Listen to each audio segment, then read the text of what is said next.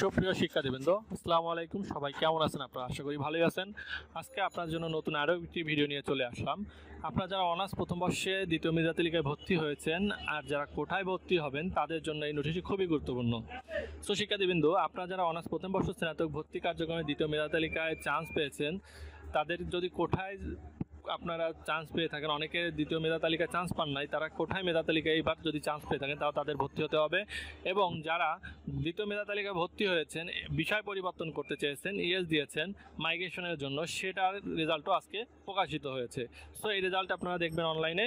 So সর্বপ্রথম আপনাদের দেখি 2023-24 শিক্ষাবর্ষে প্রথম বর্ষ স্নাতক সম্মান ভর্তি কার্যক্রমে দ্বিতীয় মেধা তালিকায় ভর্তি কিছু শিক্ষার্থীদের ভর্তি ফর্ম, বিষয় পরিবর্তন, কোটার মেধা তালিকা প্রকাশ ও কলেজ কর্তৃক চূড়ান্ত ভর্তি নিশ্চয়ন সম্পর্কিত জরুরি বিজ্ঞপ্তি।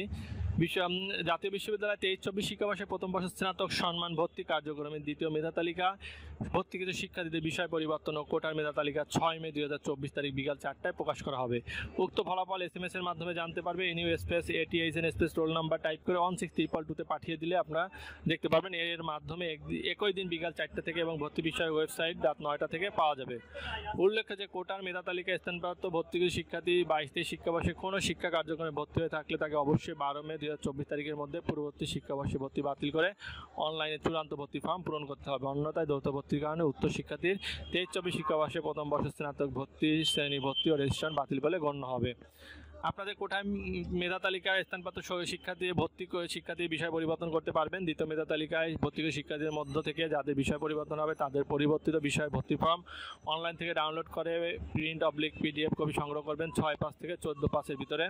এবং যারা কোটায় মেধা তালিকা হয়েছে তারাও 6/5 থেকে 14/5-এর ভিতরে ফর্ম পূরণ করে কলেজে ভর্তি হতে হবে। তাহলে শিক্ষার্থীবৃন্দ, এই ছিল আজকে ভিডিওটি। আর একটি কথা না বললে নয়, সেটা হচ্ছে কোটায় মেধা তালিকা যারা পেয়েছেন এই 565 টাকা এটা আপনাদের জন্য নয়, এটা জাতীয় বিশ্ববিদ্যালয় কলেজ প্রদান করবে, এটা আপনাদের কিছু করতে হবে না। ঠিক আছে?